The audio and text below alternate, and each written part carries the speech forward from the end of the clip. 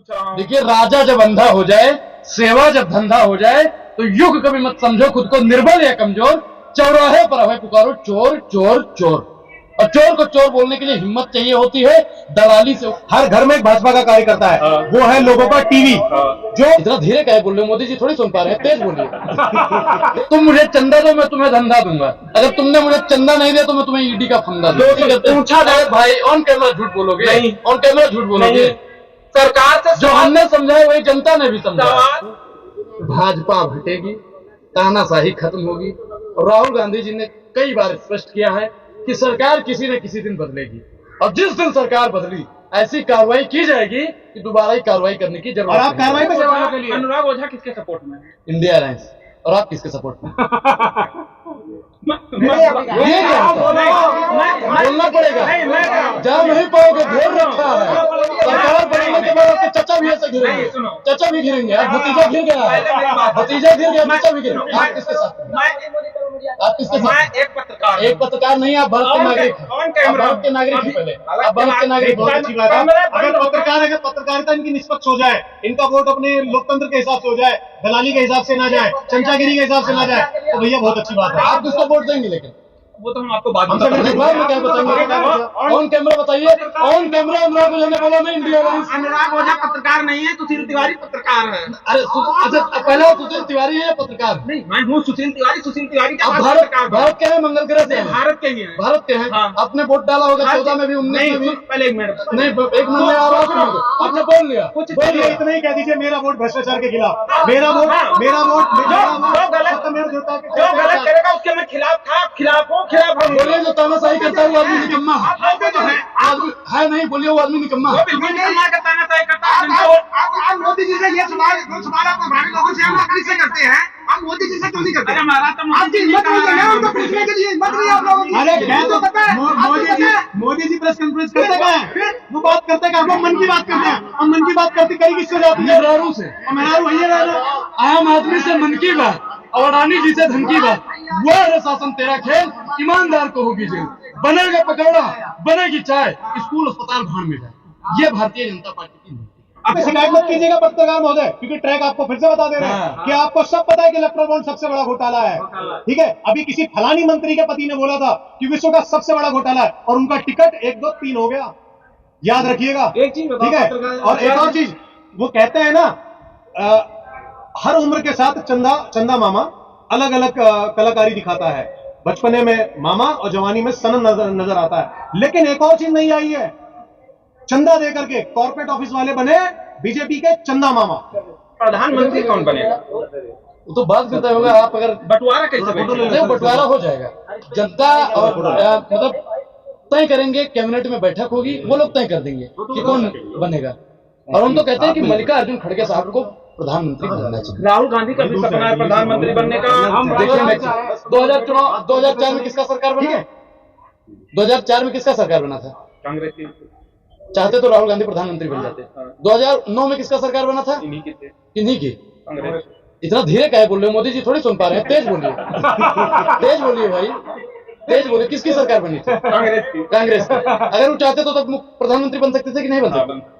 अब बताइए, तब उस बंदे में लालच नहीं आई तो 2024 में लालच आएगी उसके अंदर।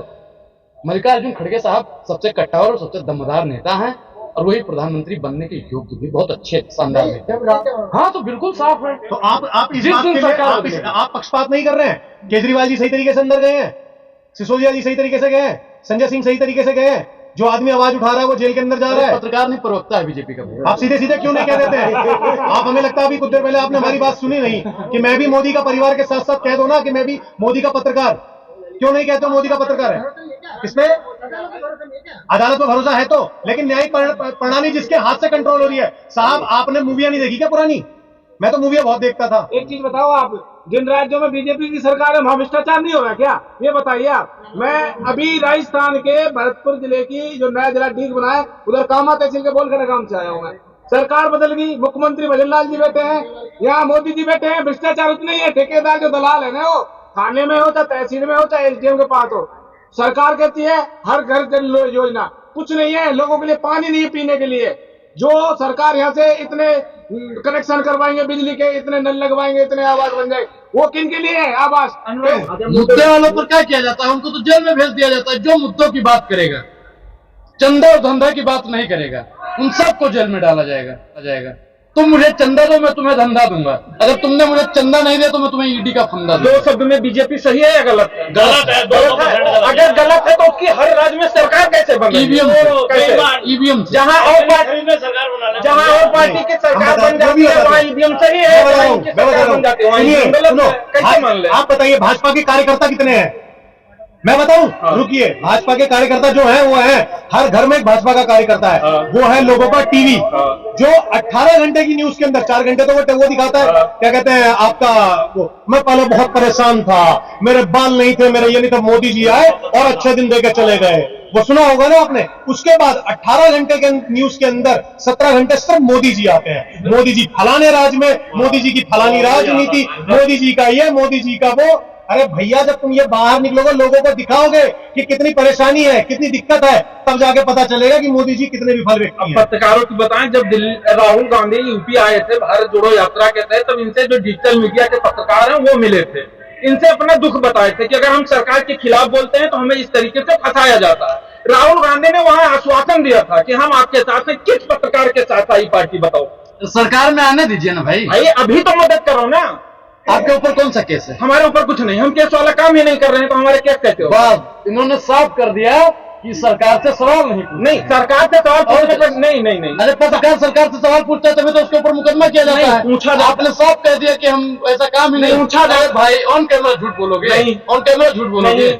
सरकार से जो हमने समझाया वही जनता ने भी समझा। सवाल पूछा जाता है सरकार से, लेकिन किसी के ऊपर क्यों होता है, क्यों पर्सनल अटैक कैसे करता है? जैसे मैं आपसे सवाल राजा जब अंधा हो जाए, सेवा जब धंधा हो जाए, तो युग कभी मत समझो खुद को निर्बल या कमजोर। चौराहे पर हमें पुकारो चोर चोर चोर, और चोर को चोर बोलने के लिए हिम्मत चाहिए होती है। दलाली से वो काम नहीं होता है। आपको लगता है भारत की मीडिया दलाल है? बिल्कुल दलाल है। कैसे? मैं साबित कर दूंगा। कैसे? थोड़ा एक चीज बताइए कि अभी शाम का आप डिबेट देखिए, ब्लैक कम व्हाइट ज्यादा देखिए, मतलब ब्लैक एंड व्हाइट जो दिखाता है। और किसी का भी न्यूज चैनल उठा लीजिए, विपक्ष का अगर उस पर बातचीत होती है, सबसे बड़ी फोटो किसकी होती है? सबसे बड़ी फोटो किसकी होती है? सब पार्टियों की जो जिन मुद्दों पर बात होती है, पार्टी का किसी का फोटो ही नहीं होता, विपक्ष का किसी का फोटो ही नहीं होता, सिर्फ और सिर्फ मोदी जी का फोटो होता है। और एक फोटो नहीं, नीले कुर्ते में, पीले कुर्ते में, हरे कुर्ते में, गुलाबी कुर्ते में, ऑरेंज वाले कुर्ते, मतलब मोदी की फोटो चारों तरफ से घुमाई। अरे उससे भी छोड़ो, पत्रकार महोदय महंगाई के फायदे बताते हैं। महंगाई के फायदे बताते हैं। तिहाड़ चौधरी महंगाई और बेरोजगारी के फायदे गिनवा रहा था। देखिए, बताओ। रवीश कुमार, अजीत अंजुम, ऐसे कई पत्रकार हैं जो बीजेपी के खिलाफ हर वक्त हल्ला बोलते तो हैं। मैं चाहता हूँ आप भी ऐसे पत्रकार बने। उनके ऊपर FIR नहीं हुआ, मुद्दा हमारा वही था। अभिषेक शर्मा के ऊपर ईडी और CBI का छापा पड़ा था। उन्होंने फंडिंग लिया था। सम्मन भेजा, उन्होंने फंडिंग लिया इसे था। आपने दिया था? नहीं, साबित हो गया। दूसरों देश साबित हो गया उसी फंडिंग। तरीके से साबित हो गया फंडिंग। साबित हो गया फंडिंग। जैसे साबित नहीं, यही है ना, अनुराग पत्रकार दूसरे पत्रकार का काम करता है। क्या उसी तरीके से साबित हुआ है जिस तरीके से EVM पर आप सवाल उठा रहे हैं। EVM साबित हुआ, मैं बता रहा हूँ। हाँ, EVM साबित हुआ। कहीं ऐसा जब नहीं मध्य प्रदेश राजस्थान में चुनाव हुआ, एक BSP के नेता ने अपना वोट डाला और उसको अपना वोट नहीं मिला। आप चले जाइए, अभी मेयर चुनाव हुआ कहाँ पे? चंडीगढ़। इनको नहीं पता था, आपने फालतू में बोला। अभी वहाँ पे धांधली। सुनिए, ये तो आपने अच्छा किया इनको बता दिया, नहीं तो अभी बाहर होना, बाहर का भरोसा क्या? 11,000 वोल्टेज का इतना जल्दी नहीं उड़ेगा। 11,000 हो, यहाँ पे सब 33,000। चलो अब बताओ, आगे बताओ, EVM का बताओ। बैलेट पेपर में किस प्रकार से धांधली की गई? जनता इनको थू मोदी कर रही है, जनता इनको चुनना नहीं चाहती। भैया फिर जीत, छोटा सा एक सवाल हो कि अगर बीजेपी भ्रष्टाचार या इन सबके साथ है तो ब्रजभूषण शरण सिंह जो कैसरगंज से सांसद थे, उनके ऊपर आरोप लगा था महिला पहलवानों की। वो बीजेपी का प्रवक्ता इसका जवाब देगा। नहीं, सुनो एक मिनट, उन्हें टिकट नहीं दिया गया है। नहीं, अभी फाइनल लिस्ट नहीं आई। अभी नहीं दिया, लिस्ट नहीं आई। सारे भ्रष्टाचारी को टिकट दे दिया।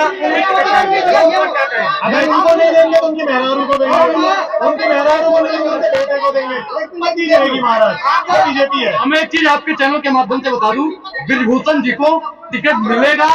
सुनिए, ब्रिजभूषण जी को भारतीय जनता पार्टी टिकट देगी मतलब देगी। ब्रिजभूषण को टिकट मिलेगा 1001% की बात, क्योंकि प्रधानमंत्री नरेंद्र मोदी जी महिला विरोधी।